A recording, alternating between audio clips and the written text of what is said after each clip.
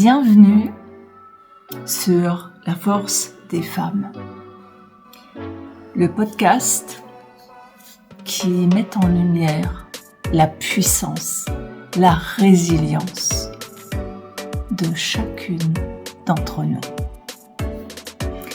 Je suis Karine Mouya, je suis une coach d'incarnation consciente et alignée. Ça veut dire que je viens, grâce à ton corps, allumer ta vérité intérieure, sentir ta vibration et écouter ton propre murmure mental pour découvrir, mettre en lumière ta vérité et t'aider et te soutenir à la faire rayonner.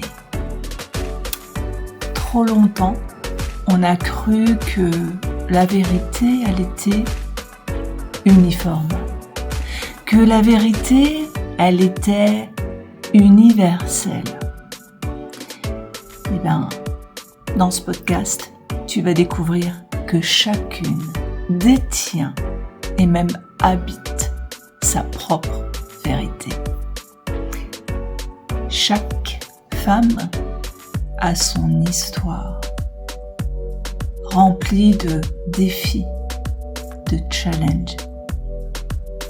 Et c'est ce qui la rend unique et c'est ce qui nous connecte, nous réunit ensemble, chacune à notre façon, ensemble, encore plus forte.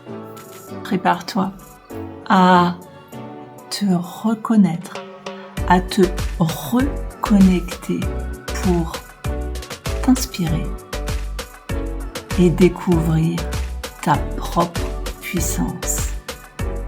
Joins-toi à nous et attache ta ceinture. C'est parti pour la force des femmes. Bienvenue sur ma chaîne YouTube The Place to Be. On est en direct aujourd'hui avec quelqu'un qui est particulier pour moi parce que c'est ma jolie belle-fille que j'ai le plaisir d'accueillir sur ma chaîne. Et aujourd'hui, on a décidé de parler en tant que femme, comment est-ce qu'on peut se reconstruire finalement après une rupture. Et comme vous le savez, toutes les filles qui suivent Anita et qui la soutiennent et qui militent, vous connaissez un petit peu son histoire et vous savez que Anita a vécu une rupture et donc aujourd'hui, je vais la questionner justement, puis vous allez avoir toutes ces différentes façons, sa manière à elle bien particulière d'avoir vécu cette rupture. C'est ça.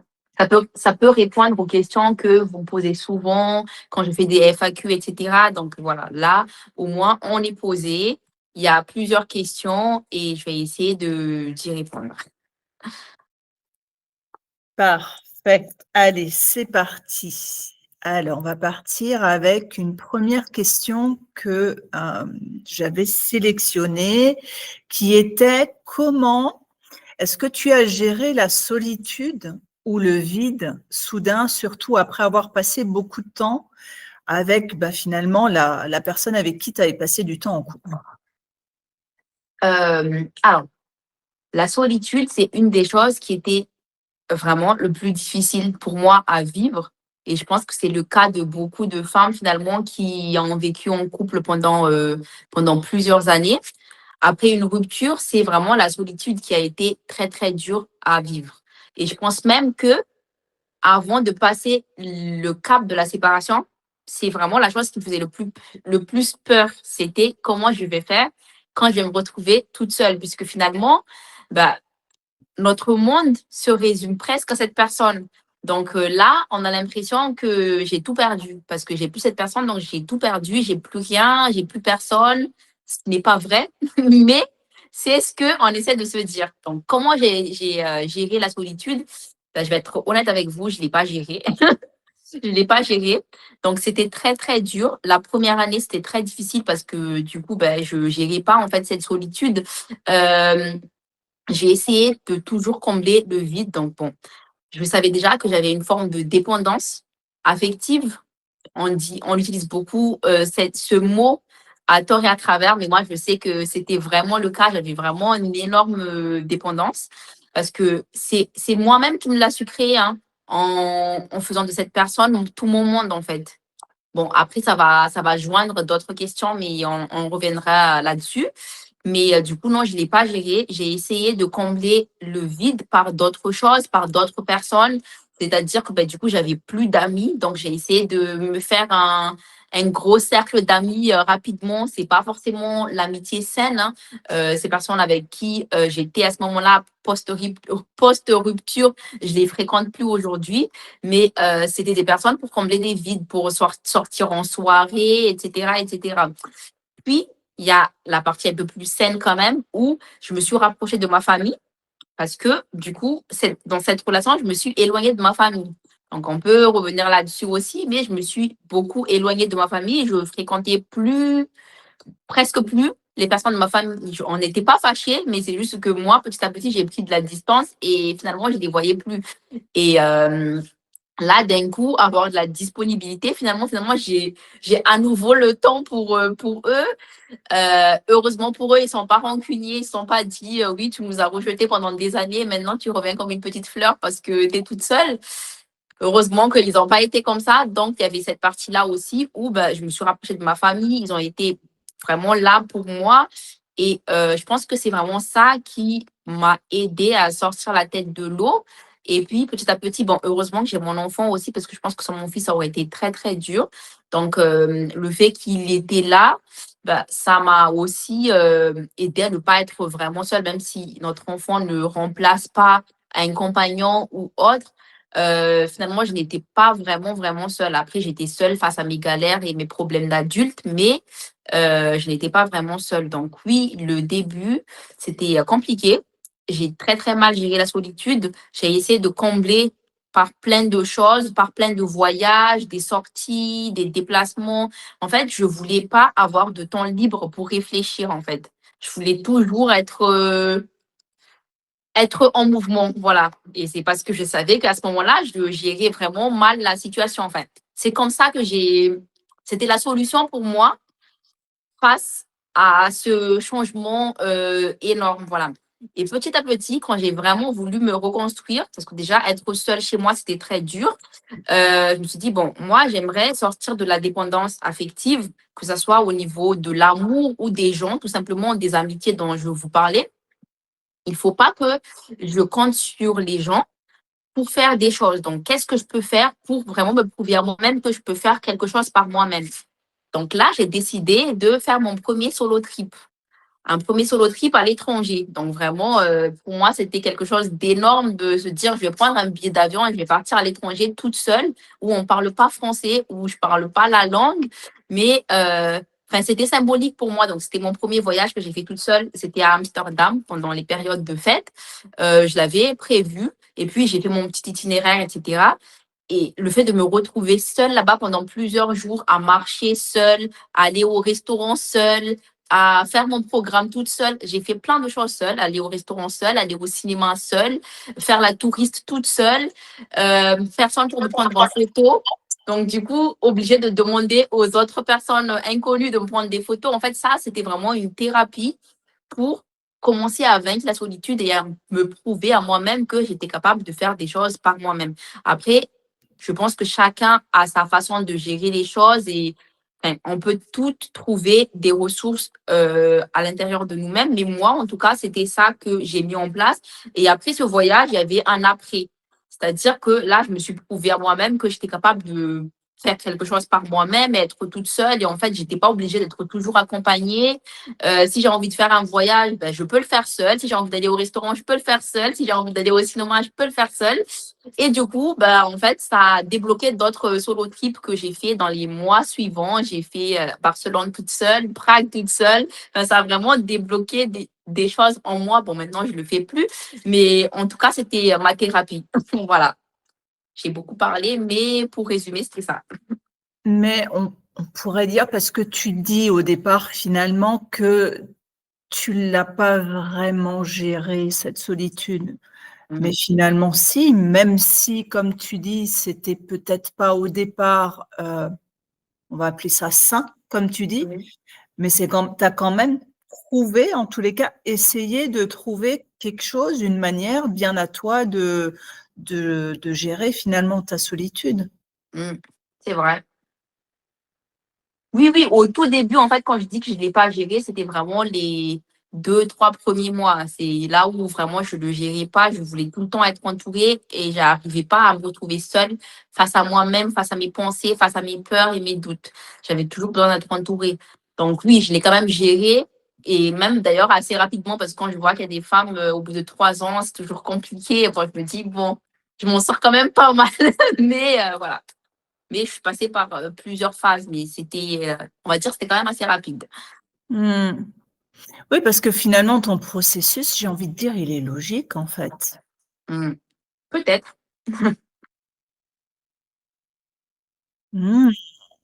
OK, bon, si on suit, la prochaine question que j'ai envie de te poser, c'est, quelle est la chose que tu avais complètement arrêté de faire pendant que tu étais dans cette relation-là?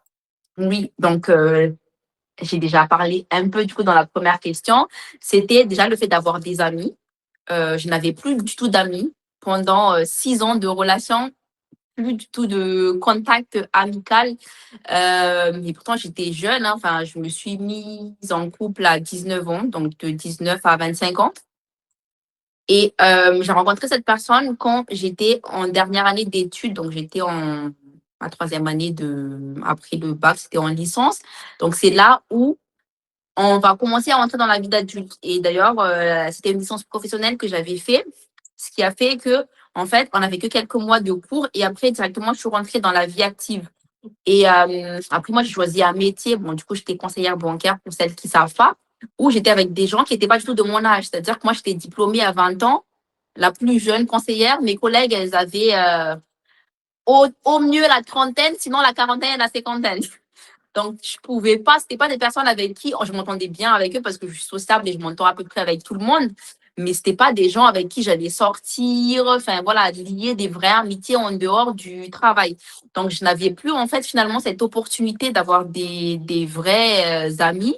Au final, mes amis, c'était ceux avec qui j'étais au lycée, mais qui étaient à Madagascar, donc qui étaient loin. Et dans cette relation, je n'ai pas eu l'opportunité de développer d'autres amitiés parce que au final, en fait, il y avait quelque chose de très malsain. C'était pas forcément de sa part, mais c'était vraiment de notre part à nous deux. C'est que on culpabilisait l'autre quand l'autre voulait faire quelque chose sans l'autre. Voilà, et c'était partagé. C'est lui, il avait peur de faire des choses sans moi parce que je vais faire des petits pics, etc. Et lui, il faisait pareil. Donc, en fait, au final, l'un avait peur de, de contrarier l'autre. Donc, ça, c'était vraiment pas, voilà, là, c'était vraiment, je ne mets pas la faute sur lui, c'était nous deux, on était comme ça. Ce qui a fait que lui, il n'avait pas d'amis non plus. Moi, je n'avais pas d'amis non plus, donc on faisait tout ensemble. Et, mais par contre, moi, j'ai toujours été très, très proche de ma famille. Sauf que lui, il avait un problème dans son cercle familial. Et du coup, cette histoire de toxicité au niveau de l'amitié, il l'a mis aussi par rapport à la famille. C'est-à-dire que comme lui, il n'a pas de famille et qu'il a une mauvaise relation avec ses parents, il fallait que moi aussi, je passe pas du temps avec ma famille. Bon, après, il ne m'a pas complètement coupé de ma famille parce que les seuls moments en famille qu'on avait, c'était avec ma famille, du coup, forcément. Donc, voilà, si on passait des moments en famille, c'était que avec ma famille. Mais voilà, c'était à petite dose. Je ne pouvais pas me dire, je vais passer un week-end toute seule avec ma famille, par exemple. C'était toujours, soit on y va ensemble, mais si tu travailles ce week-end, ben, on n'y va pas. C'était soit on y va ensemble, soit on n'y va pas toute seule, en fait. Voilà, c'était ça. Donc, oui, les choses que j'ai complètement arrêtées, c'est ben, avoir d'autres cercles, en fait, en dehors du couple, que ce soit au niveau de l'amitié ou au niveau du cercle familial. Et j'ai vraiment appris de ça parce que c'est quelque chose que je ne veux plus du tout vivre. Et voilà, après, dans ma relation actuelle, il y a pas de problème. Je suis très famille, il est très famille. Donc, voilà. Donc, ça se passe bien. Mais... Ça, en même temps, on est mal barré parce que c'est ta belle-mère qui t'interviewe quand même. Donc... non, mais voilà. Non, vraiment, pour le coup, même si c'est ma belle-mère qui m'interviewe, on peut dire que Brice est très famille quand même. Il passe beaucoup, enfin, il aime passer du temps avec sa famille. Sa famille est très importante pour lui. Et voilà, là, la preuve, là, le premier Noël qu'on va passer ensemble, on va le passer avec sa famille. Donc, voilà, on ne peut pas dire qu'il n'est pas famille.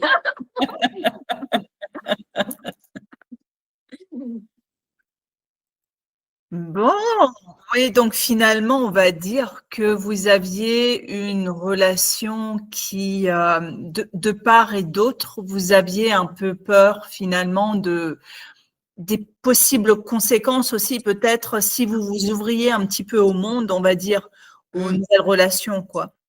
C'est ça, on était très interdépendants. Ouais. C'est-à-dire que moi, j'étais dépendante affective, mais lui aussi, il était très dépendant affectif. Donc, en fait, on était tous les deux âmes un peu perdues, deux âmes un peu interdépendants. Et du coup, forcément, ça a créé quelque chose qui est comme ça, en fait. Ouais. Voilà, donc ça, c'est autant de ma part que de sa part. C'était vraiment, voilà, on était pareil. Mhm. Bon, et est-ce qu'à un moment donné, il y a eu un moment où tu as réalisé vraiment que, OK, là maintenant, il faut que je prenne les choses en main et il faut que, voilà, j'arrête de me positionner, alors en tant que victime, c'est un peu un grand mot, mais on va dire, bah, que tu décides finalement que c'est toi l'actrice de ta propre vie et puis c'est toi qui prends les choses en main. Tu prends cette décision-là. Est-ce qu'on parle dans la relation ou après la relation? Non, là, on est vraiment encore au moment de ta relation. Est-ce que, quand est-ce que tu as senti vraiment que tu avais besoin de prendre cette décision, en fait? Euh, Franchement, je ne saurais même pas vous dire à quel moment précis je me suis dit, bon là, il faut que j'arrête d'être une victime. C'est très flou, parce qu'il y a des choses que je me rappelle plus du tout. Vraiment, je pense que j'ai fait une amnésie de certaines choses dans le passé.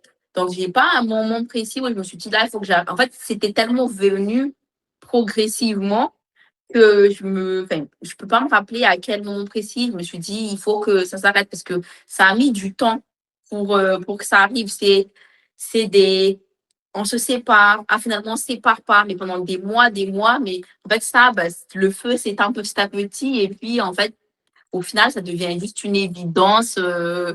Bon, ben, on a fait durer ça pendant plusieurs mois, mais là, voilà, tu vois bien que ça peut plus marcher et ça peut plus marcher comme ça. Mmh. Oui, ça s'est étiolé, on va dire, petit à petit, quoi, en fait. C'est ça, il n'y a pas eu de brutalité ou quoi que ce soit. C'était vraiment, je le sentais de plus en plus que j'étais plus alignée dans cette relation, que c'était plus que, enfin, j'étais pas bien. En fait, je sentais que voilà, je veux plus vivre comme ça, j'aspire à autre chose, etc. En fait, ça arrivait à plein de moments de changement dans ma vie. Par exemple, c'est arrivé à peu près au même moment où j'ai quitté mon travail aussi.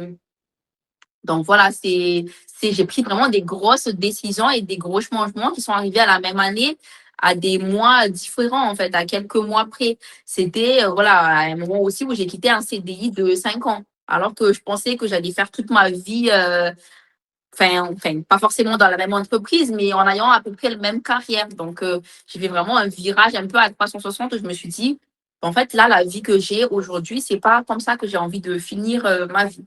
Voilà. En gros, c'était ça. Et c'était un mélange de tout. C'est avoir osé quitter un travail sans rupture conventionnelle, donc sans chômage. Et vraiment, c'était un gros risque financier. Et du coup, pour moi, bon, si j'ai osé quitter mon travail, je peux aussi oser prendre cette décision finalement avec lequel où mais je pense que je serais un peu plus alignée dans l'avenir. Ok. Oui, donc c'est vraiment, t'as pris ton temps, t'as pris le temps de sentir vraiment que voilà, c'était au fur et à mesure, c'était plus ce que tu voulais en tous les cas comme relation, quoi. C'est ça. Oui, Mm. ça a vraiment pris 6 ou 7 mois. Mm. Voilà, ça a pris 6 ou 7 mois de doute, de cogitation, de je te quitte, maintenant c'est fini, et le lendemain, finalement, c'est pas fini. Voilà, ça a pris 7 mois d'aller-retour, on va dire. Mm. Ok. Et comment est-ce que tu es passé finalement de, on va dire, pleurer la perte de l'autre, finalement, à célébrer la retrouvaille ou les retrouvailles avec toi-même? Alors, ça peut rassurer certaines personnes qui nous écoutent, mais moi, en fait, c'était là, le moment où j'ai le plus souffert, c'était avant de prendre la décision. Donc, pendant les 6 ou 7 mois où je cogitais. À partir du moment où j'ai quitté, j'étais même plus dans la perte de l'autre ou quoi que ce soit. En fait, j'ai tellement anticipé ça. C'est pour ça que j'étais mal pendant tous ces mois où j'étais encore dans la relation, parce que j'anticipais la solitude, etc., etc. À partir du moment où j'ai pris cette décision et que c'était vraiment fini, en fait, je n'étais plus dans la perte de l'autre, ou soit j'étais déjà dans le retrouvail avec moi-même. Juste pourquoi j'ai pleuré après la séparation, c'est parce que j'ai un enfant au milieu et que c'était plus par rapport à mon fils voilà, c'était une nouvelle vie pour lui. Donc, le fait qu'il vive ça, voilà, c'était mon cœur de maman était triste pour lui, mais pas triste pour moi. C'était à partir du moment où moi je me suis séparée, j'étais pas du tout triste parce que je me séparais et parce que je l'aime encore ou quoi que ce soit. C'était plus, je suis triste pour mon enfant qu'il vive ça. Voilà, c'était plus dans ce sens-là. Donc, non, en fait, il n'y avait pas de moment où j'étais triste dans la période de l'autre. C'était directement à partir du moment où j'ai pris cette décision. C'était maintenant, je vais me retrouver seule et je vais pouvoir avoir du temps. J'étais déjà dans la célébration finalement de si je pouvais faire une fête, j'aurais fait une fête. Si je pouvais faire une fête, je pense même que j'ai fait une fête. Je pense que Noël, on va faire plusieurs fêtes. Voilà, donc oui, j'étais directement dans la fête et dans le fait de ça y est, j'ai enfin du temps pour moi, ça y est, je peux consacrer mon énergie sur moi. Donc voilà les filles, pour les filles qui veulent, qui nous écoutent. En tout cas, si vous hésitez, si vous êtes déjà moi je ne vous dis pas de vous séparer, hein, mais si vous osez enfin prendre cette décision, franchement, célébrez votre retrouvaille avec vous-même parce que c'est incroyable. Franchement, c'est comme un retrouvaille quand tu n'as pas vu ton amour depuis plusieurs mois. C'est parce que notre premier amour, c'est nous-mêmes. Donc, moi, c'était vraiment un retrouvaille, mais c'était incroyable. Le fait rien que de se dire, OK, ce soir, du coup, vu que je dors seule maintenant, euh, je vais choisir le film que je veux. Voilà, rien que ça. Et pas faire en fonction de l'autre. Ou bien que l'autre, si jamais j'ai envie de lire un livre et que je n'ai pas envie de passer du temps avec lui, je peux le faire. Même ça, après des années où on a toujours été un peu dans le compromis, etc., c'est incroyable de se dire, ce soir, je ne fais pas manger parce que je n'ai pas envie. Je vais me commander un sushi et je vais regarder un film de filles. Voilà. Il n'y a pas un qui va me dire, ah non, je ne veux pas regarder ça. Ça, c'est rien que ça, c'est des petits plaisirs simples de la vie, mais voilà. Bon, celles qui viennent de se séparer, vous me comprendrez, hein, mais vous me comprenez sûrement. Et même celles qui sont en couple, mais où leurs conjoints peuvent partir de temps en temps. Moi, j'aime beaucoup mon chéri, mais quand il part un peu, je suis contente aussi de retrouver ces moments-là, justement. J'ai lu 2 livres depuis qu'il est parti. J'ai lu le livre depuis qu'il est parti. Je vais racheter le troisième livre. Après, je sais que ça va être fini, les livres, pour un moment. Bon, alors pour celles qui sont en couple, petite recette là, tout de suite, c'est dites tout de suite à votre homme que vous instaurez des soirées lecture et films de filles, parce que comme ça au moins c'est gage de longévité dans votre couple. C'est vrai. Oui, oui. Non, mais effectivement, c'est gage de longévité. Non, mais c'est vrai, celles qui veulent se mettre en couple et qui se reconnaissaient dans ce que je disais, ne faites pas les mêmes erreurs. Vous savez que ça vous tuez à petit feu avant. Ben, dans votre nouvelle relation, ne sacrifiez pas des choses que vous aimez. Et d'ailleurs, moi, c'était un peu mon côté toxique, dans le sens où, voilà, je vous disais que, par exemple, je le faisais plus, enfin, je prenais plus du temps pour moi-même, etc. Mais c'était pas forcément l'autre qui m'empêchait, c'est moi de moi-même, en fait, qui m'empêchait en me disant, oh là là, mais du coup, qu'est-ce qu'il va penser si je lui dis que là, j'ai envie d'être tranquille et je vais être seule dans mon coin, etc., à regarder mon truc, vous voyez. Donc, parfois, c'est même pas l'autre personne qui nous en empêche, c'est nous-mêmes, en fait, on se crée des barrières et on se crée des prisons que nous-mêmes, on crée pour nous-mêmes. C'est clairement ça. Et ça, je sais que c'est le cas de beaucoup de femmes, c'est par peur de... Et moi, j'ai commencé à le faire au début de ma relation avec Brice. Mais sauf que Brice est quelqu'un d'égoïste dans le sens où il sait ce que lui, il veut, il a sa routine. Et en fait, ben, lui, il faisait pas comme moi. C'est-à-dire que ben, moi, c'est ça ma routine du soir. Donc, si t'es pas contente, ben, tant pis pour toi. Parce que moi, quand je regarde mes vidéos YouTube avant de dormir. Et donc, au final, après, du coup, je me culpabilisais plus.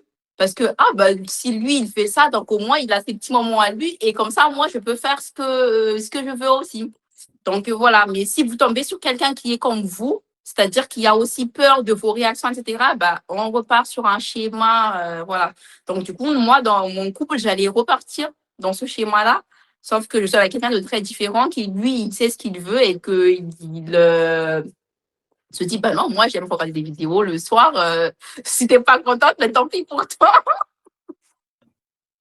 Donc, il s'est imposé, mais au final, je l'ai pas, au début, j'allais mal le prendre parce que du coup, je me suis dit, oui, mais moi, je m'empêche pour lui et pourquoi lui, il le fait pas? Et en discutant, parce que c'est quelqu'un qui aime beaucoup décortiquer les choses, etc., j'ai compris, en fait, que c'est un cadeau qu'il m'offre en étant comme ça, parce que moi aussi, j'aime avoir du temps pour moi-même et être devant mon téléphone et regarder mes trucs ou bien lire mon livre ou faire peu importe ce que vous aimez faire, mais voilà.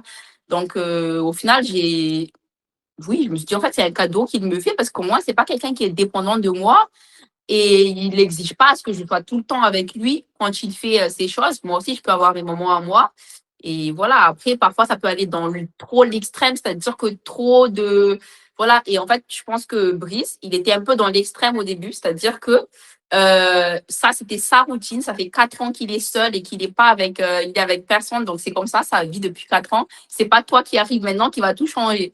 Donc, ça, c'est aussi l'extrême. Donc, bon, comme le couple est fait de compromis et de toute façon, on apprend tous les jours, ben voilà, après, on s'est mis des rituels et voilà, on se dit, bon, ben, toi, Brice, t'aimes bien regarder 10 vidéos avant de dormir, ben, au lieu de regarder 10, tu vas en regarder 5.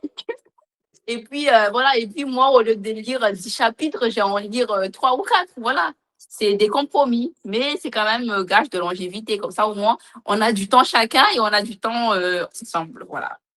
Petit aparté, mais qui a quand même son importance.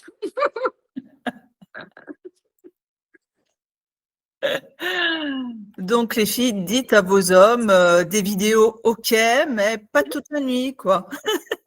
Oui, après, il y en a qui sont avec des gens, par exemple, qui aiment le foot, qui aiment les jeux vidéo. Enfin, voilà, moi Brice, il n'aime pas tout ça. Lui, il adore des vidéos et apprendre parce qu'il n'est pas un couteau suisse pour rien. Finalement, il apprend tout de YouTube. Donc, voilà, c'est très important pour lui de toujours apprendre parce que les vidéos qu'il regarde, c'est jamais des vidéos vides de sens. C'est toujours, il apprend comment faire ci, comment faire ça. Bon, des fois, je me dis, ça sert à quoi d'apprendre à savoir faire ça? Mais voilà, il a besoin de ça, il a besoin d'apprendre. Et pour lui, c'est très, très important d'avoir un moment dans sa journée où il se dit qu'il a appris quelque chose. Donc voilà, maintenant, je l'ai compris. Au début, pour moi, il passait trop de temps à regarder des vidéos YouTube, mais voilà, c'est des compromis.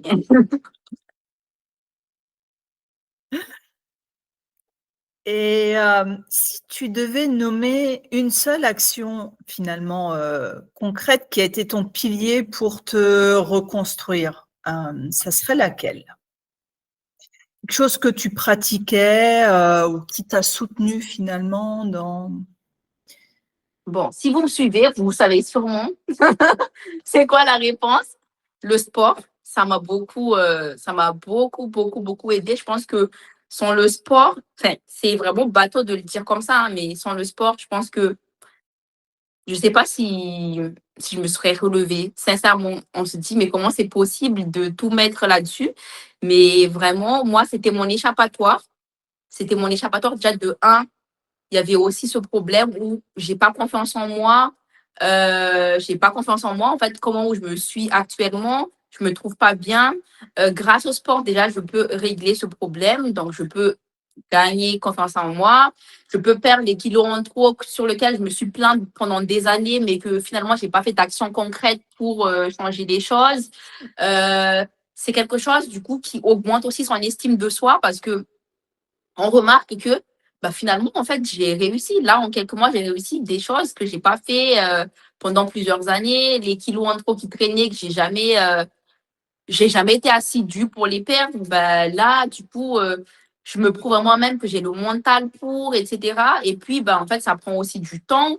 Ça prend aussi du temps. Donc, c'est, voilà. Après, ça fait beaucoup du bien au moral. C'est prouvé que ça fait vraiment du bien au moral, à notre santé, aux santé mentale. Donc, moi, oui, ça m'a beaucoup, beaucoup, beaucoup aidé. Et en fait, ça m'a donné un but, déjà, de un, et quelque chose sur lequel m'accrocher. Voilà. Donc, le sport joue un rôle très, très, très important dans cette reconstruction. Franchement, les filles qui se séparent, si j'ai un conseil à vous donner, faites du sport. Même si c'est pour perdre du poids, pour gagner du poids ou juste pour vous maintenir, pour prendre confiance en vous, pour rencontrer des gens. Parce que du coup, j'ai rencontré aussi beaucoup de personnes dans ce cercle-là. Parce que finalement, aujourd'hui, dans notre vie quotidienne, comment rencontrer des gens finalement maintenant c'est compliqué si vous n'êtes pas quelqu'un qui sort. Moi, je suis pas quelqu'un qui sort. C'était le seul occasion où j'avais des interactions avec d'autres personnes finalement. Donc, je me suis fait des amis, entre guillemets, mais des gens qui vous tirent vers le haut, pas qui vont vous emmener en soirée, etc. Donc, ça fait quand même un entourage qui est sain parce qu'on est tous dans la même recherche voilà, d'être bien, etc. Donc, dans le bien-être. Donc, oui, ça, vous allez rencontrer des gens et puis des portes ouvrent d'autres portes et voilà. Mais oui, moi, c'était le sport et en deuxième, la foi. Parce que, pareil, une des choses que j'ai beaucoup négligées dans ma relation précédente, du coup, j'ai oublié d'en parler tout à l'heure, je parlais des amis, de la famille, mais il y avait aussi la foi, c'est que je me suis complètement perdue dans cette relation finalement. J'ai toujours cru en Dieu, mais je me suis vraiment, vraiment, vraiment, vraiment éloignée. J'ai juste, je crois, mais c'est tout. Je crois, mais ça s'arrête là. Le reste, je m'en fous.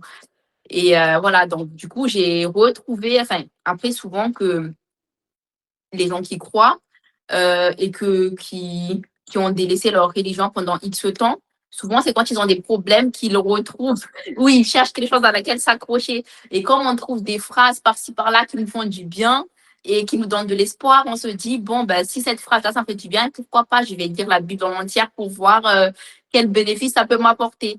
Donc, oui, du coup, la foi, ça m'a aussi beaucoup rassurée, avoir quelque chose sur lequel s'accrocher, de se dire qu'il y a quelque chose, et quelqu'un plus grand que moi, finalement, dans cet univers et que ma vie, elle s'arrête pas maintenant, en fait. Et du coup, dans la Bible, j'ai appris que bah, Dieu a un plan pour nous tous et que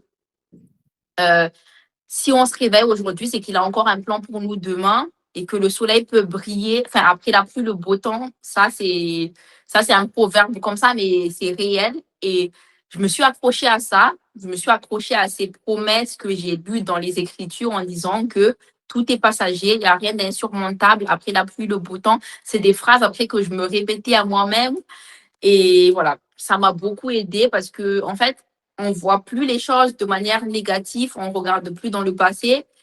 C'est vraiment dans la Bible, j'ai appris à un certain moment que regarder dans le passé, ça ne nous avance pas dans la vie. Donc, il faut juste regarder devant et avancer parce que si une porte se ferme, d'autres vont s'ouvrir. Et je me suis beaucoup accrochée à toutes ces choses-là, à toutes ces écritures. Et ça m'a énormément, énormément aidée. Et d'ailleurs, ça m'aide toujours aujourd'hui, dans peu importe ce que je traverse, de beaucoup relativiser parce que je suis quelqu'un qui stresse facilement. Je suis une très stressée de la vie. Dieu merci, je suis avec quelqu'un qui est très chill parce que ce n'était pas le cas avant. Donc, deux stressés de la vie, ça faisait un cocktail aussi très, très compliqué. Moi, aujourd'hui, je suis stressée de la vie et je suis avec quelqu'un qui est calme dans tout, qui n'est pas du tout stressé. C'est même stressant de voir à quel point il est calme en toute occasion, mais du coup, ça crée un bon équilibre. Voilà.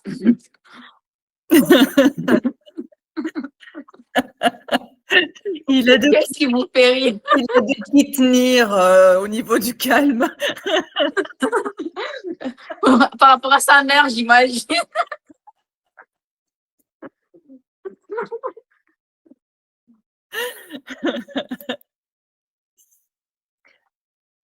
Et aujourd'hui, quelle serait ta nouvelle définition finalement que tu as envie de donner, toi, à l'amour ou en tous les cas une relation de couple équilibrée?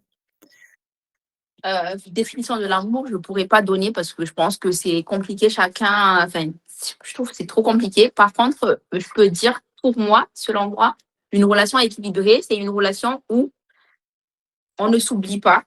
Très, très important parce que ça, c'est l'erreur qu'on fait toutes les femmes. Il y a des femmes qui se sont séparées, qui se sont reconstruites pendant plusieurs années. Elles ont été très, très bien, etc. Et puis, elles rentrent dans une nouvelle relation et elles ont oublié toutes ces années, en fait, où elles étaient seules et qu'elles étaient très bien et qu'elles ont eu des nouvelles routines, etc. Elles ont tout oublié et elles commencent à rentrer dans un spirale. Enfin, on reproduit le même schéma. Voilà. Donc, pour moi, déjà, ça, il ne faut pas le faire. Il ne faut pas reproduire le même schéma. C'est très facile de tomber à l'intérieur. Franchement, c'est très, très, très facile. Moi-même, je pense qu'à un moment, je vous ai expliqué tout à l'heure, il y avait des moments où j'allais tomber dans la reproduction de ce schéma, dans le sens où, oui, je vais m'empêcher de faire des choses par rapport à l'autre. Oui, je vais être aigrie parce qu'il prend du temps pour lui. Voilà, ce genre de choses. C'est très facile de tomber à l'intérieur. Donc, n'oubliez pas que, en fait, si votre partenaire prend du temps pour lui, c'est un cadeau. C'est un cadeau pour vous. Et si dans l'inverse, votre partenaire est très dépendant aussi, et que si vous savez ce que vous aimez et que d'un coup, il va vous reprocher de prendre du temps pour vous. Par exemple, si vous êtes mis au sport et que vous vous mettez avec quelqu'un qui ne fait pas du sport et qui va commencer à vous reprocher le fait que vous allez en salle de sport, etc., ça ne va pas du tout les filles. Ça ne va pas du tout. Il faut commencer à réfléchir en se disant, OK, il m'a pris comme ça. Pourquoi maintenant il veut me changer? Là, il faut qu'il y ait un petit red flag et une petite sonnette qui sonne en disant, bon, est-ce que c'est vraiment ce que je veux? Est-ce que je ne vais pas retomber dans un spirale? Parce que moi, je parle avec plein de femmes qui se disent, oui, voilà, j'ai gagné confiance en moi. Maintenant, je suis en couple et tout. Mais alors, mon chéri, il n'aime pas que j'aille à la salle sans lui. Il n'aime pas, par exemple, moi, je m'habille en short pour aller à la salle de sport. Ben, ça, il n'aime pas du tout, etc. OK, moi, je suis d'accord pour respecter l'autre. Il n'y a pas de souci. Mais il ne faut pas que vous vous oubliez. Si c'est vraiment quelque chose que vous aimez, si on vous empêche de faire quelque chose que vous aimez vraiment, c'est que là, ça commence à être pas bon. Donc oui, pour moi, pour revenir à la question, une relation saine et équilibrée aujourd'hui, c'est une relation où on ne s'oublie pas, où on est soi-même, on peut être soi-même. C'est, voilà, si vous aimez vous habiller de telle ou telle manière, restez comme ça. Après, je suis d'accord pour en revenir à ça, parce que ça peut être un sujet de débat. Tout le monde évolue dans la vie. Parfois, peut-être que voilà, votre façon de vous habiller correspondait à un certain moment de votre vie. Peut-être que vous grandissez et vous évoluez, c'est plus ce que vous voulez non plus. Donc ça peut changer. Mais il faut que vous le fassiez parce que vous sentez que voilà, vous avez besoin de changement, pas parce que le partenaire dit que ça lui convient pas. Voilà. Donc ça, c'était la parenthèse. Il faut pas que dans cette relation, vous oubliez des choses que vous aimez. Par exemple, passer du temps avec vos amis, passer du temps avec votre famille. Si votre partenaire vous culpabilise au fait que vous passez du temps avec d'autres personnes, c'est pas bon non plus. Et si il vous culpabilise et que vous commencez à vous culpabiliser, c'est pas bon. Après, encore une fois, je mets toujours des nuances dans mes propos. Si vous sortez tous les week-ends de base et que vous êtes en couple et que vous voulez continuer dans ça, c'est compliqué. Dans ce cas-là, il ne faut pas se mettre en couple aussi. Voilà, voilà, je veux dire que il faut doser. Il faut doser, il faut pas s'oublier, mais il faut pas non plus oublier que maintenant, on est en couple, il y a des choses qu'on faisait avant qu'on ne fait plus forcément. Voilà. Donc, pour moi, une relation saine, c'est une relation où on ne s'oublie pas. On fait toujours des choses pour soi. On ne fait pas des choses pour plaire à l'autre. Et une relation où on communique, une relation où on n'est pas braqué si l'autre dit quelque chose qui ne nous plaît pas, parce que c'est comme ça qu'on grandit et qu'on évolue ensemble. Et moi, je sais que je suis quelqu'un qui me braque facilement, je prends vite mal les choses. Euh, et j'ai eu des disputes avec Brice par rapport à ça, parce que je prenais mal des réflexions. Enfin, c'était même pas forcément des réflexions, c'était des choses en fait constructives, mais que je prenais mal parce que pour moi, c'était comme ça ma façon de faire les choses, et que du coup, ma vision à moi, c'était la vision. Ma vision à moi, c'est la vraie vision, vous voyez. Donc non, en fait, c'est pas comme ça que ça fonctionne. On a une autre personne en face, et ça, je dis plus ça pour les gens qui ont été célibataires pendant longtemps. Je sais que c'est très dur après de se remettre en couple, parce qu'en fait, on a eu l'habitude de tout faire comme nous on veut. Donc, c'est vraiment pas évident de trouver un équilibre après. Mais bon, après, si vous êtes vraiment avec la bonne personne, normalement, vous allez réussir à trouver un terrain d'entente et à faire des compromis, parce que le couple est toujours plein de compromis. Et si vous aimez vraiment la personne et si la personne vous aime en retour, normalement, vous êtes capable de prendre en considération les remarques de l'un et de l'autre pour que le couple puisse durer et fonctionner. Voilà. Il ne faut pas que les efforts viennent que d'un sens. Il faut que ça soit dans les deux sens, et qu'on puisse s'écouter et parler, et aussi parler de nos différences sans crier, très, très important.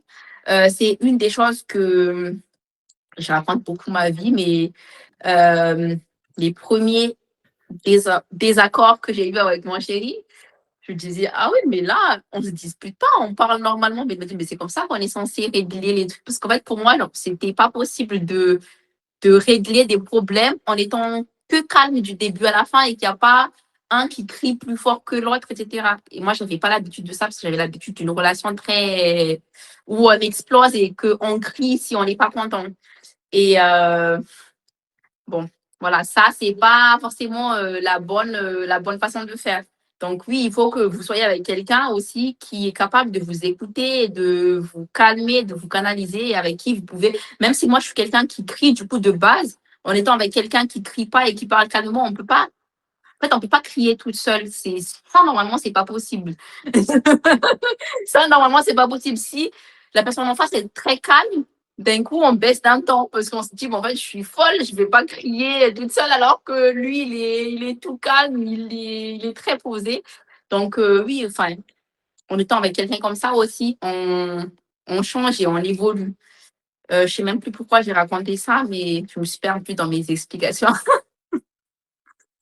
Ah oui, je sais pourquoi je disais ça. Oui, quelqu'un qui est capable de vous écouter, vraiment, et pas s'énerver aussi si vous faites des réflexions, parce que ça va dans les deux sens. Oui, c'était dans le sens pas prendre mal les choses, en fait. C'est ça, oui. Pas prendre mal les choses. Je sais que c'est pas facile. Oui, quand du coup, je répète, quand vous étiez seul pendant des années, qu'il n'y avait personne pour vous critiquer et que d'un coup, on va vous dire cette façon de faire, etc. Et, et on est très tenté à dire, mais t'es qui toi pour m'expliquer comment je dois faire les choses? Moi, ça fait des années que je suis seule, j'avais pas besoin de toi pour faire ci, faire ça. Donc oui, il faut pas se braquer comme ça. Il faut écouter l'autre et peut-être qu'il a raison, mais écoutez-le bien et pourquoi il dit ça. Voilà. Et pour une personne finalement qui est en plein dans le brouillard, là, qui est en pleine rupture, qu'est-ce que tu aurais comme conseil à lui partager, à lui donner? Très très bonne question parce que finalement c'est le thème de tout ça. Ouais. Quelqu'un qui est en train de vivre cette tempête, c'est une tempête. Les filles, c'est une tempête. C'est-à-dire qu'une tempête ne peut pas durer éternellement. La tempête, elle dure pas longtemps en plus. Souvent, les tempêtes ne durent pas longtemps. C'est brutal, mais ça ne dure pas longtemps. Donc ça peut déjà vous donner de l'espoir en disant, OK, là, je suis dans la tempête. C'est compliqué. Je vais pas être forte ou quoi que ce soit. C'est normal de mal vivre la tempête. C'est comme si on est dans un bateau et quand on est en plein milieu de la tempête, on ne peut pas dormir tranquillement à part si on s'appelle Jésus. Parce que bon, celle qui a la référence biblique savent. Il y a que Jésus qui peut dormir paisiblement en plein milieu d'une tempête, en plein milieu de l'océan. Sinon, à part ça, tout le monde est en panique. Donc, c'est normal si vous vivez mal cette période. Il faut accueillir vos émotions.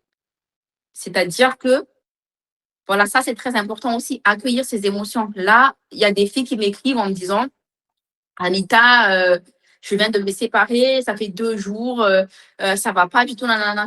Non, je viens de me séparer, ça va pas du tout, je suis vraiment en pleine dépression. Du coup, la première question que je pose, c'est, ça fait combien de temps? Et on m'a jamais dit, ça fait 4 mois. Jamais. Jamais quelqu'un m'a dit, oui, ça fait 4 mois, ça fait 5 mois. C'est toujours, ça fait 2 jours, ça fait une semaine. Ça fait vraiment le bout du monde, c'est 1 mois. Sinon, il y a jamais quelqu'un qui m'a dit, oui, ça fait 6 mois que je me suis séparée, je suis toujours dans la tempête. Ça, j'ai jamais entendu en tout cas. Donc, oui, c'est normal si ça fait que 2, 3 jours, une semaine, 1 mois, enfin, 1 mois, déjà, quand on commence même à sortir la tête de l'eau, mais dans les premiers jours, les premières semaines, c'est normal. Accueillez vos émotions, même si vous passez la nuit à pleurer, c'est pas grave. En fait, c'est normal. J'ai envie de dire, c'est normal. Même si vous aimez plus la personne, hein, parce que parfois, on est triste, tellement triste, même si on n'est plus du tout amoureuse ni quoi que ce soit et qu'on sait que c'était la meilleure décision qu'on a pu prendre, on est quand même triste parce qu'en fait, la séparation, c'est un deuil d'un idéal qu'on s'est fait, un deuil d'une vie à deux, un deuil en fait, c'est un deuil de tout, en fait, un deuil peut-être d'une famille, parce que peut-être que vous avez des enfants avec cette personne et que vous avez idéalisé, parce que quand on fait une famille, c'est pas dans le but de se séparer. En fait, c'est un deuil de tout. Donc, dans un deuil, il n'y a jamais quelqu'un qui danse parce qu'il est en deuil. C'est normal de pleurer quand on est en deuil, c'est normal d'être triste. Même si d'ailleurs vous avez vécu de la maltraitance dans cette relation, il y a des gens qui sortent d'une relation, elles ont été battues, etc., mais elles sont quand même tristes. Il ne faut pas les juger parce qu'en fait, c'est un deuil. Elles ne savent pas de quoi sera fait demain, en fait. On était dans une zone de confort entre guillemets, même si vous étiez triste tous les jours, battu tous les jours dans cette vie-là, mais vous connaissez déjà. Donc, finalement, c'était l'habitude. Et là, de se dire, d'un coup, je vais me retrouver seule, comment je vais faire, etc., etc. La peur, c'est quelque chose de terrible, hein. Parfois, souvent, le fait que le cerveau anticipe, ça fait plus mal que de vivre la situation en elle-même. C'est réel. Et si j'ai un conseil à vous donner, du coup, c'est accueillir vos émotions. Prenez conscience que c'est normal d'être triste. Après, prenez aussi du temps pour vous dans le sens où, voilà, où on réalise les choses. Voilà, là, en ce moment, je réalise que je viens de me séparer. Ma vie ne va plus être pareille. Peut-être que j'ai un enfant avec cette personne, donc comment on va faire, etc., etc. Avant de penser aux solutions, déjà, prenez le temps de pleurer. Si ça prend 2, 3 jours à pleurer tous les larmes de votre corps du matin au soir, faites-le. Mais il ne faut pas que ça dure longtemps. Après, il faut vite passer aux solutions aussi parce qu'on est des adultes, on n'a pas 15 ans, on habite chez nos parents et qu'on a nos premières peines de cœur et que finalement, on n'a pas de facture à payer et juste on est triste parce que notre copain nous a quittés. On n'est plus dans ça. Souvent, on est des femmes, on a des responsabilités, on est maman. On ne peut pas se lamenter sur notre sort pendant très longtemps. Souvent, les femmes qui me suivent, c'est des mamans, mais bon, même si vous n'êtes pas maman, c'est valable aussi pour vous. Mais encore plus, si vous êtes maman, vous n'avez pas le temps, en fait, de vous pleurnicher sur votre sort pendant plusieurs mois. Ça, c'est pas possible. Pour vos enfants, vous êtes obligés de se relever. D'ailleurs, vos enfants, ils ne peuvent pas vous voir dans cet état. Vous êtes humain, donc c'est normal de pleurer. Ils vont vous voir pleurer une fois, deux fois, mais après, c'est stop. Après, il faut sécher les larmes. Après, il faut voir le futur de comment je vais faire maintenant. Peut-être que je paye le loyer à 2, comment je vais faire pour me débrouiller toute seule. En fait, déjà, le fait de se positionner, enfin, de se poser des questions et planifier l'avenir, vous allez voir que votre cerveau va être occupé directement en se projetant dans le futur que de penser encore au passé. Donc, en se planifiant comment je vais faire maintenant, alors l'organisation, ça va être comment, est-ce que je dois trouver un autre logement, comment je vais faire avec les enfants, etc., etc. En fait, on planifie l'avenir et c'est quelque chose de très, très rassurant parce que le fait de planifier l'avenir, on se dit, en fait, toutes les choses pour lesquelles j'ai eu peur avant, petit à petit, c'est en train de tout se mettre en place dans mon cerveau. OK, je vais faire ça, je vais faire ça, je vais faire ça. Ça, c'est la première des choses. Ça, c'est la deuxième chose après avoir pleuré. La troisième chose, c'est quand même entourez-vous. Entourez-vous des bonnes personnes qui peuvent vous faire du bien. Franchement, les humains, de toute façon, on est des êtres qui ont besoin de relations, de contacts. On n'est pas fait pour être tout seul. Voilà. On a besoin de relations, on a besoin de contacts. Si vous avez de la famille, entourez-vous de vos proches. Si vous les avez délaissés, demandez-leur pardon. Sincèrement, si vous les avez délaissés pendant, voilà, ravaler la fierté en disant, OK, je sais que je vous ai délaissé pendant des années, je sais que j'ai pas été la meilleure enfant, la meilleure amie qu'on puisse avoir. Je suis vraiment désolée. Et là, aujourd'hui, j'ai besoin de vous. Je vous jure, si vous venez comme ça, de façon humble envers vos proches, en disant, je reconnais que j'ai pas été à la hauteur de votre amour, que voilà, j'ai pas été là pour vous, que j'ai fait passer ma relation avant tout, que j'ai pas fait la part de choix. Si vous venez en fait comme ça, en vous excusant, à 90% des cas, on va pas vous dire d'aller vous faire foutre. Sincèrement. Mais par contre, si vous venez juste comme une fleur, allez, vous allez bien, mais sans s'excuser, quoi que ce soit, il y a 90% de cas qu'on vous envoie, on vous envoie cuir à neuf. Voilà. Donc, il faut savoir reconnaître ses erreurs et revenir vers les gens, mais de façon sincère, humble. Voilà, en commençant par s'excuser auprès des personnes que vous avez blessées. Tant que dans cette relation, ou pendant certains moments, vous pensez bien faire, mais au final, vous vous rendez compte que finalement, maintenant, il n'y a plus cette personne et au final, il n'y a plus personne. Donc, vous allez vous rappeler des gens que vous avez délaissés, mais excusez-vous. Et comme je vous ai dit, il y a 90% de chances qu'ils vous accueillent avec plaisir parce que si c'est des gens qui ont compté énormément dans le passé, normalement, vous comptez aussi pour eux. Et si vous venez de cette façon-là, en étant humble et en reconnaissant vos erreurs, normalement, ils vous accueilleront avec plaisir. Après, s'ils ne vous accueillent pas, c'est que, ils ne vous estimaient pas tant que ça aussi. Voilà, il faut prendre les choses dans ce sens. Donc, entourez-vous. Ça, c'est la troisième chose à faire, c'est entourez-vous. Et puis, faites les choses que vous avez oublié de faire avant pour célébrer justement ce retrouvailles avec vous-même. C'est qu'est-ce que j'ai complètement délaissé dans ma relation alors que j'aime faire ça. Ah, j'aime bien aller, je sais pas moi, au cinéma, mais mon ex n'aimait pas du tout ça, je vais aller au cinéma. J'aime bien faire ça, mais qu'il n'aimait pas, du coup, je le faisais plus, je vais le faire. Et ça, c'est la troisième chose, quatrième chose. Et puis, la dernière chose, c'était qu'est-ce que j'ai toujours voulu faire, mais que je n'ai jamais fait parce que l'autre me faisait des petites remarques en mode ça sert à rien de faire ça. Ah non, mais genre toi faire ça, n'importe quoi. Vous voyez, c'est ces petites réflexions-là qui ont fait que vous avez perdu confiance en vous et qu'en fait, il y avait toujours quelque chose que vous avez toujours voulu faire, mais que vous n'avez jamais fait parce que par peur du jugement, parce qu'on ne vous a pas soutenu, etc., faites-le. C'est le moment pour le faire. Et ça, je vous jure, hein, c'est comme les fameuses kilos en trop là qui traînaient, mais que vous avez toujours voulu perdre, mais qu'à chaque fois, même l'ex dit de toute façon, tu as déjà essayé 5 fois, tu n'as jamais réussi, alors maintenant, j'y crois plus, etc., etc. Prouvez-le à vous-même maintenant que vous pouvez le faire. Voilà, là, c'est la dernière chose. Et ça, tout ça, là, toutes ces choses imbriquées, ça va vraiment vous aider déjà à vous occuper l'esprit, à créer des nouvelles relations et puis augmenter votre estime de soi. Voilà.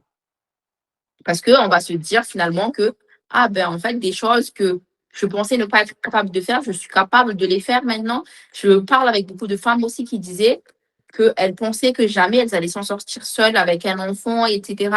Mais vraiment, croyez-moi, nous les femmes, on a des ressources, mais vous imaginez même pas, des ressources que vous ne pensez pas que vous étiez capable. Et finalement, quand on vous met devant le fait accompli, ben, vous allez trouver les ressources, et après, vous allez vous dire, punaise, en fait, j'étais capable de faire ça, mais je ne pensais pas qu'un jour, j'étais capable de faire ça. En fait, ça, c'est le pouvoir de la femme seule, mais il n'y a que quand on est seul face à soi-même que souvent la femme, elle est capable de puiser au fin fond d'elle-même, trouver la force de faire tout ce qu'elle a voulu faire, mais qu'elle n'a pas fait depuis. Mais pour conclure, du coup, s'il y a une dernière chose que je peux vous dire, c'est vous pouvez le faire. Peu importe tout ce qu'on va vous dire et peu importe ce que vous vous dites à vous-même, remplacez toutes ces phrases par « mais je peux le faire », c'est « je peux le faire », c'est « je suis capable de le faire »,« je peux le faire »,« je peux m'en sortir ». Peu importe la situation, peu importe, il n'y a pas de « oui, mais quand même », non, c'est « tu peux le faire, tu peux t'en sortir ». Avec de la volonté, pas par magie. Donc finalement, pour résumer, on pourrait dire que finalement, si l'une de tes abonnées, des femmes qui te suivent, en tous les cas, qui vivent une rupture ou ne serait-ce que finalement une relation difficile aussi, on peut dire ça, qui ne sont pas encore forcément en phase de rupture, ça serait vraiment la première chose de vivre leurs émotions. La deuxième, c'est du coup de comprendre finalement ce qu'elles veulent vraiment dans leur relation ou dans leur rupture, de quelle manière elles ont envie finalement de vivre. Et puis, de poser ensuite des actions de manière à justement pouvoir se donner le droit, se permettre de vivre cette nouvelle vie ou en tout cas finalement cette nouvelle vision du couple. Et puis, quatrième chose, c'est s'entourer. Cinquième chose, c'est avoir la foi. Sixième chose, c'est faites du sport. Très important. Pour la santé, mais pour la confiance en soi. Ouais. Et puis, dernière chose, j'ai envie de dire, cultiver la joie de vivre, peut-être aussi, non? Ça aussi, pas mal. voilà. Au lieu de se dire, ouh là là, ça va pas, là j'ai tout perdu, etc. C'est maintenant, en fait, il y a une nouvelle vie qui s'offre à moi, c'est incroyable. C'est franchement le nouveau départ. Moi, en tout cas, à ce moment-là, c'était il y a 2 ans et demi. Si je voyais rien qu'un petit teaser de ma vie que j'ai aujourd'hui, à ce moment-là, mais j'aurais dit, mais pourquoi je n'ai pas fait plus tôt, en fait? C'est incroyable, là, ce qui nous attend. C'est quoi cette vie de fou? C'est quoi cette vie incroyable? Là, j'ai attendu tout ce temps-là pour signer pour ça. Donc oui, vous inquiétez pas, avec le temps vous donnera raison. Le temps vous donnera raison, en fait, pourquoi il fallait prendre cette décision. Même, vous allez même vous dire, punaise, si je savais, j'allais prendre cette décision plus tôt. Parce que vraiment, tout finit par s'arranger. Les abonnés qui me suivent depuis un moment et qui ont suivi tous mes péripéties peuvent en témoigner que vraiment, je suis passée par des périodes très, très, très compliquées et rien n'est parfait. Hein. Là, aujourd'hui, c'est pas parfait non plus. Mais en tout cas, je peux dire qu'aujourd'hui, je suis vraiment alignée avec moi-même. Je vis la vie que je rêvais d'avoir il y a 5 ans, par exemple. Et des fois, on est en train de vivre des choses et on ne se rend pas compte qu'en fait, on rêvait de ça. Et là, aujourd'hui, oui, je vis la vie que je rêvais d'avoir il y a plusieurs années de ça, oui. Mais ça, j'aurais jamais su que c'était possible si j'ai pas osé prendre une décision très, très importante. Voilà. Donc, parfois, rester dans sa zone de confort aussi, ça nous empêche de voir notre potentielle évolution.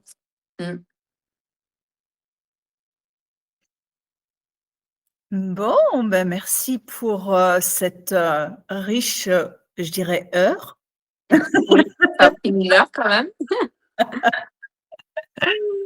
Et puis les filles, ben, j'ai envie de dire, si vous avez envie de continuer à discuter, envie de poser vos questions, vous venez juste déposer vos questions, vos likes, vos remarques sous la vidéo. Et puis de toute façon, Anita partagera une partie de la vidéo sur ses réseaux, moi aussi. Et puis, si vous avez besoin de soutien dans vos émotions, eh ben, je suis là.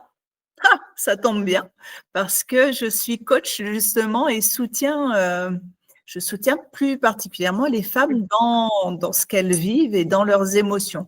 Je les accompagne à les libérer pour justement retrouver leur petit cœur au fond d'elles. Donc, merci ma belle-fille préférée d'avoir participé. Et je ne pouvais plus dire ça maintenant parce que vous avez une autre belle-fille. Mais si, je peux encore. Je vais l'appeler ma deuxième belle-fille préférée.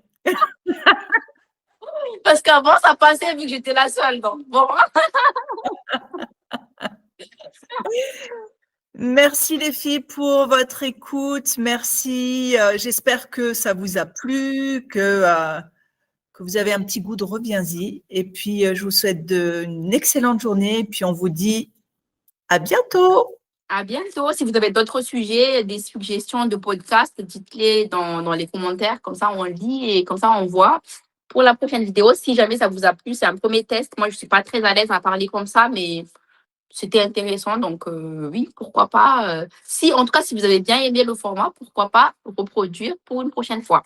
Peut-être cette fois-ci, on le fera ensemble puisqu'on se voit le mois prochain. Donc, voilà, on ne sait pas. Cette surprise. Surprise, oui. Puis entre pipelettes, on devrait bien. Nous, on est partante pour une deuxième si jamais. Bye les filles.